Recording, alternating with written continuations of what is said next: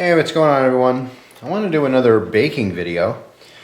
Got a recipe from a friend to make some almond cookies for tomorrow's Super Bowl. I was invited to go over to a friend's house, watch Super Bowl, since I don't have any TV. And I am a Giants fan, so I'd like to see the game. And she's making all kinds of crap, some really, really good stuff. And she's like, well, I'm not going to make those cookies I originally planned on. And I said, why not? Not to be nosy, but why not? Well, I don't really have time. I'm doing this, that, and the other thing. Hey, you want to make them? Sure, absolutely.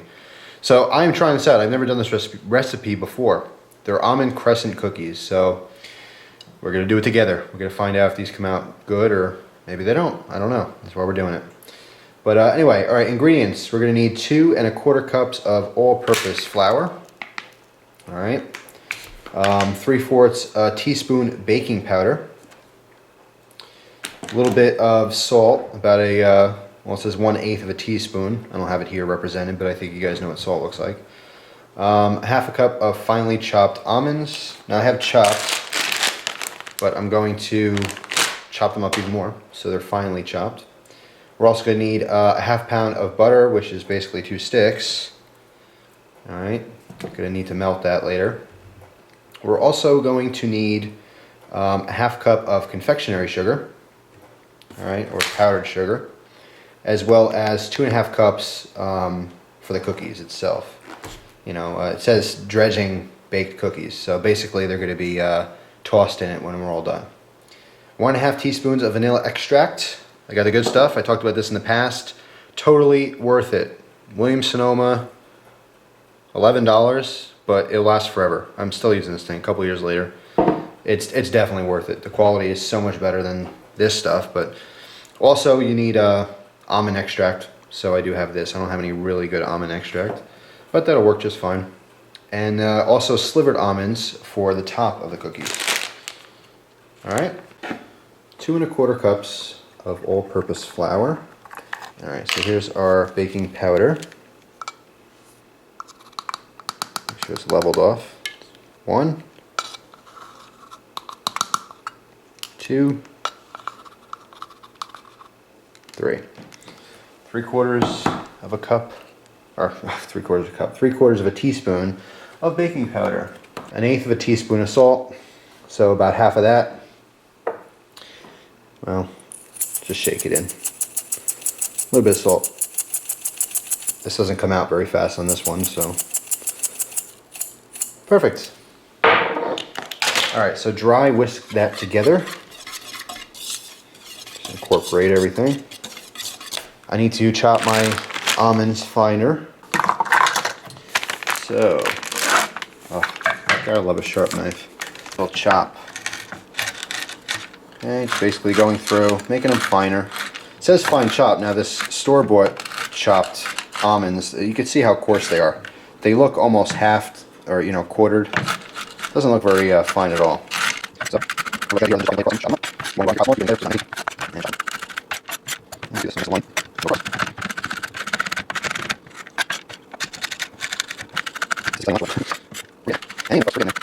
all right, guys.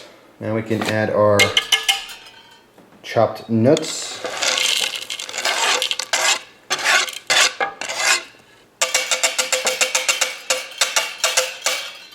Okay, whisk those in.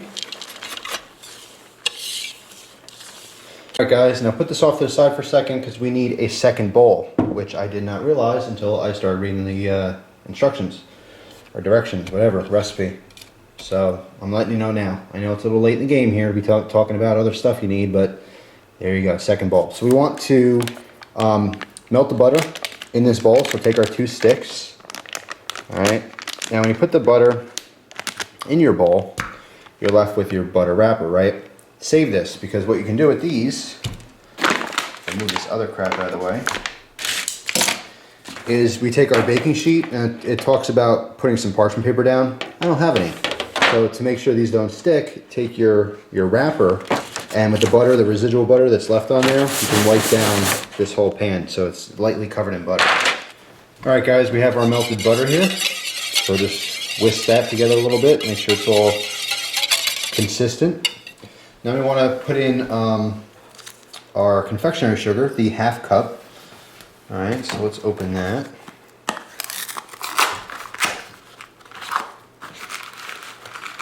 Oh. Use the EDC, because I don't have the other knife in front of me right this second. Open up that bag. Confectionery sugar makes such a mess, but it is good. You know the best time to have confectionery sugar is? When it's completely covering a Zeppoli, because oh my god are they good, when they're fresh and hot. So anyway, how much we need here? ½ cup. Let me grab the cup, measuring cups.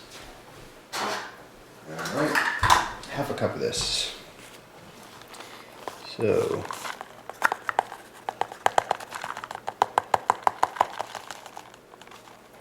again, you want to try to get these measurements as close as possible. So I'm going to try not to overdo it here. A little bit more. And that looks perfect. Alright, confectionery sugar. Alright, 1/2 teaspoon of almond extract.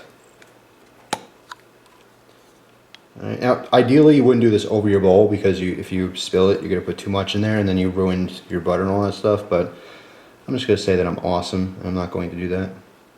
So there we go, there's our ½ teaspoon of almond extract. And we want, oh man, that smells so good. 1½ teaspoons of vanilla. So, because this is stronger than regular vanilla, I'm just going to do, oh, I'm sorry, 2½. No, 1½.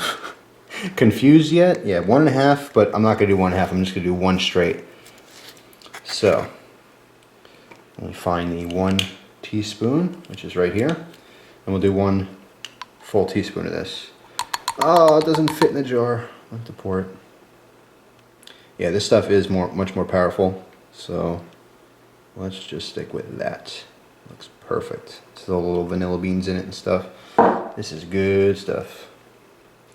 So let that drip off in there, do its thing. Oh man, awesome. I want to lick that, but it's too strong. Is that all you got? That's all you're giving me, huh? Alright. Put that in the sink before I make a mess. And make sure everything gets mixed up really good. Smells great. You smell the almond, you smell the vanilla. I don't really smell the butter. But mix that in really, really good. Put our dry here. And then I'll pour in our wet. Gloop, gloop, gloop, gloop, gloop.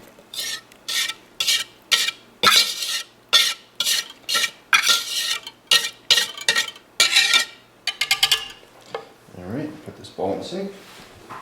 I tell you, I wish I had like a sous chef or someone at least just to do the dishes. I love to cook, love to bake, hate dishes. So anyway, let's whisk this all together to make our dough. It's getting harder and harder to turn as it gets drier and drier. It's good though, it's forming a dough, so I know something's happening right here. Oh, it's getting too hard. Have to get a spoon. It smells good. Hang on a second. Much better. Alright, so make sure everything's still incorporated. Still got some dry in here. So I'll mix it all together.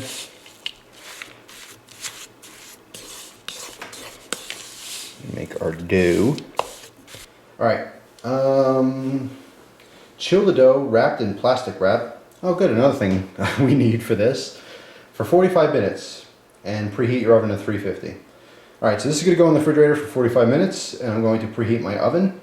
It doesn't take that long to preheat, so I'll wait a little while to do that. And then we'll move on to the next step. Alright guys, due to editing magic, 45 minutes has elapsed. I just uncovered our bowl of dough. And we have a bowl of our slivered almonds. Okay. Now, what you're supposed to do here, first of all, before I even mention this, I thought it'd be funny. Here's my idea. Obviously I didn't do it. But I thought it'd be really funny if I said, alright, see you in 45 minutes, and then I have 45 minutes of me just sitting at the computer looking at YouTube videos. But then I really thought about it and thought, It's a funny idea, but most people would probably get mad at that. So I decided not to do it, but I thought I'd tell you about it anyway. So the idea here is to make crescents. There are crescent cookies, or think of croissants, that shape. We take a little chunk of this, all right? The amount of dough here is supposed to make about 16 or so. All right, first thing you do is you can roll it into a ball.